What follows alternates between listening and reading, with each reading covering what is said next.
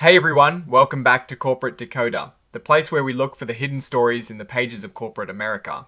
Today we're diving into Northern Minerals and Exploration Limited's annual report for the year ending July 2025. And let me tell you, it's got a few more twists and turns than a Texas oil rig. So, what is the main story here? It is a company trying to navigate the volatile world of oil and gas with a side of silver and gold exploration, all while grappling with some serious financial challenges. Let's start with what everyone cares about: the financials for the year ending the 31st of July 2025. Northern Minerals and Exploration Limited reported revenue totaling $8,634.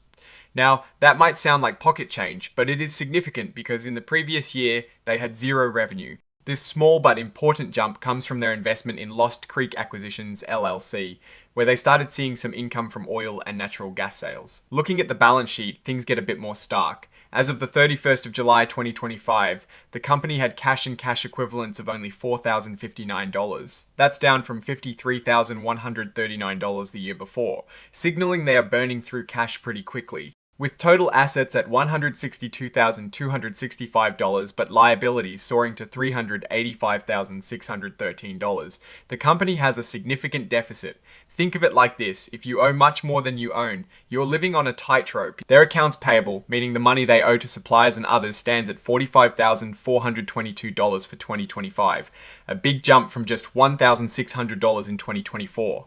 This means they are using more credit and likely stretching out payments as their cash dwindles. The company's operations are not yet profitable. For the year ending the 31st of July 2025, they reported a loss from operations of $235,314. This is a step up from the $158,886 loss in 2024. The increase is largely due to higher professional fees, which more than doubled, and a significant impairment expense. Speaking of impairment, they took a hit of $140,744 this year. This generally means that some of their assets, likely those oil and gas properties mentioned, are worth less than what the company originally paid or valued them at. This is a pretty big write-down and suggests their investments in those properties didn't pan out as expected. The bottom line shows a net loss of $383,612 for the year ending the 31st of July 2025. This is a significant increase from the net loss of $170,340 in the prior year. This widening loss is driven by those rising operating costs and the impairment charge, showing the company is still in a very tough financial spot. When we look at where the cash is going, things are also concerning. Cash used by operating activities was $176,580 for 2025.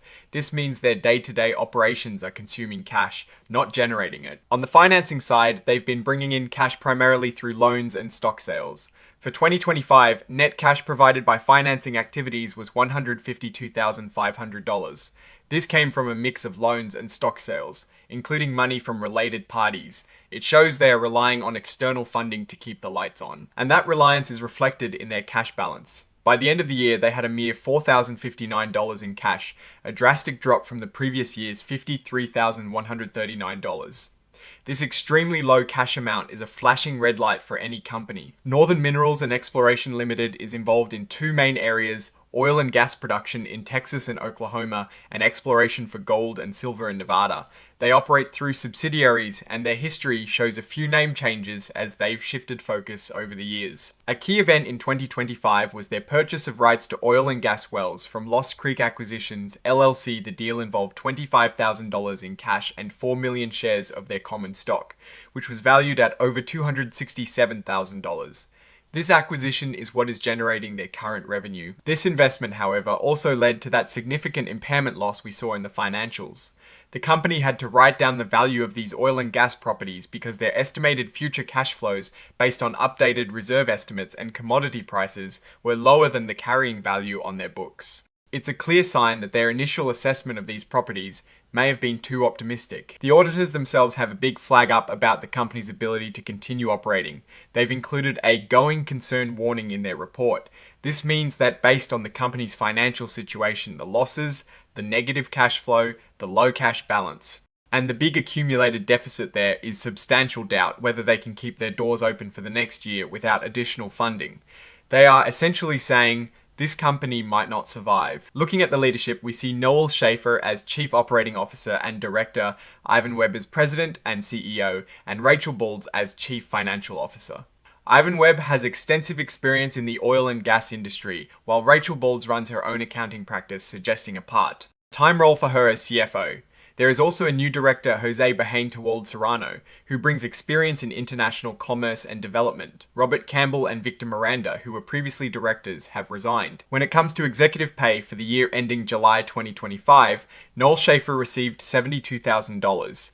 Ivan Webb received $3,450, presumably for consulting services, and Rachel Balds received $27,600. It is important to note that these figures are relatively low, especially for the CEO, which isn't unusual for companies in financial distress. As of November 2025, the officers and directors together own about 2.4% of the company. Victor Miranda, a former director, holds a significant chunk, owning over 20%. Tree is also a block of shares held by Labrador Capital Sapi CV, which Victor Miranda is president of. This shows concentrated ownership with some individuals and entities. The company paid its auditor, Haney & Company, $40,500 for audit fees in the year ending July 2025. This is up from $32,500 in the prior year.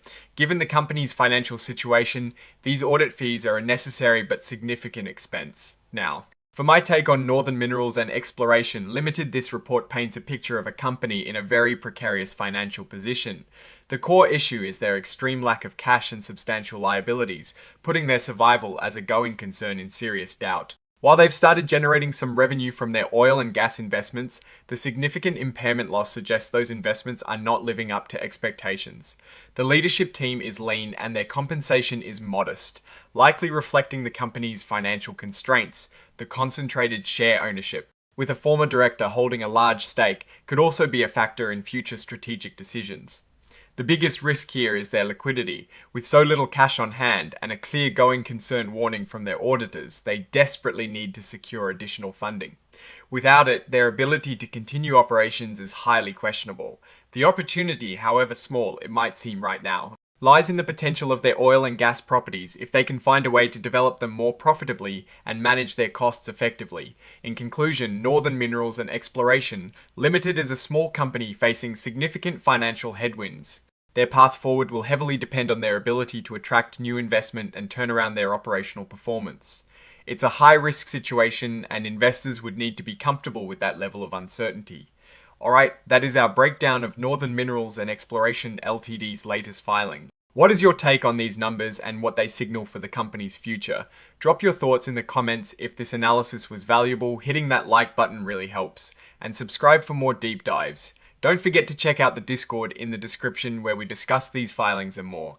Thanks for watching. See you next time.